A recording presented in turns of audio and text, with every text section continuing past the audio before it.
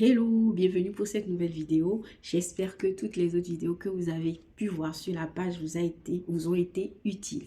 Alors, aujourd'hui, on va parler de... Parce que généralement, enfin, je vous ai déjà dit sur la page qu'on octroie une bourse.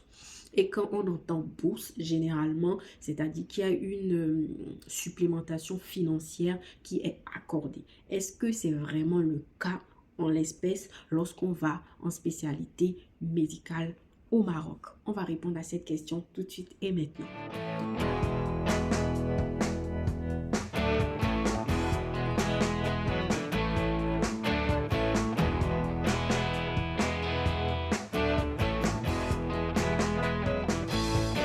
Lorsqu'on vient au Maroc, généralement, on passe tous par le biais de l'Agence marocaine de coopération internationale, abrégée AMCI.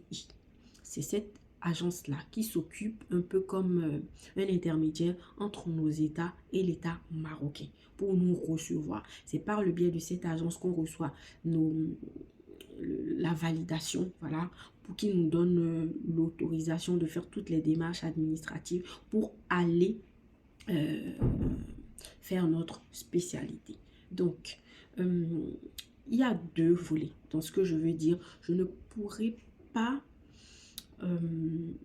donner le cas de tous les pays de l'Afrique noire parce que chaque pays avec ses réalités et je ne les connais pas tous. Mais pour avoir côtoyé quelques-unes de certaines nationalités, je peux vous donner ces exemples-là comme cas d'école. Alors, je sais que concernant le Bénin, nous sommes uniquement, nous avons tous les pays déjà, quand on vient au Maroc, nous avons tous la bourse de l'AMCI, tous. Et cette bourse, si je ne me trompe, elle est à 675 dirhams par mois. Et on la reçoit tous les 2 mois. Donc, je pense qu'on reçoit 1200 dirhams tous les 2 mois. Et il y a une pause pendant les vacances. Pendant les vacances, on ne perçoit pas de bourse. Et ça doit faire un truc de 3 mois ou 2 mois comme ça. Ben, je suis plus très sûre, mais il y a un break où on ne reçoit plus d'argent. Et ça, ce que je dis là, c'est même valable pour tout le monde. Qu'on ait fait la spécialité, qu'on soit là pour une spécialité médicale ou pas. Tout le monde, du moment où tu es au Maroc, tu as forcément une bourse. Et donc, tu reçois forcément cette compensation financière là, de ce montant. Maintenant, il y a les cas où certains pays, certains gouvernements accompagnent de façon supplémentaire leurs résidents, leurs enfants, voilà, avec des fonds supplémentaires. Certes, vous me direz, il y a cet accompagnement parce que de ce que j'ai vu avec certains collègues qui bénéficiaient de ces subventions de leur État, ça mettait du temps à être perçu. Certes, du coup, ils ont déjà eu beaucoup de dettes avant que les fonds finalement ne soient versés. Mais ceci étant, il y a quand même ces fonds-là. Donc, par exemple, pour mon cas, le cas du Bénin, on n'a pas de subvention. Donc, en fait, si vous êtes béninois, vous voulez venir au Maroc pour votre spécialité médicale, sachez-le, vous avez 1200 € tous les 2 mois et votre poche, et c'est tout.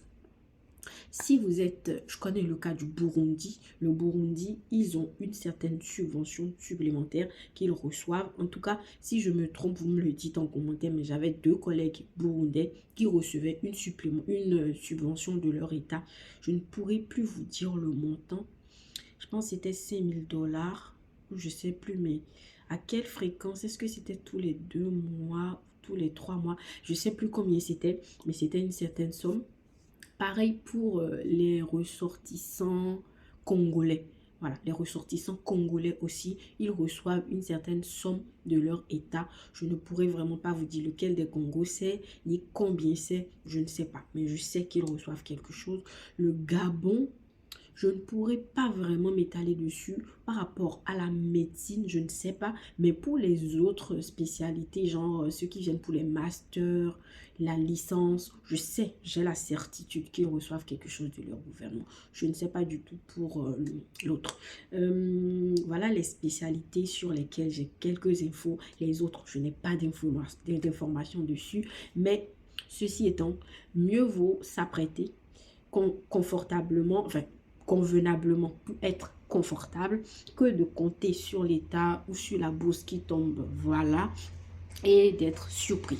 Donc voilà un peu ce que j'avais à partager avec vous aujourd'hui.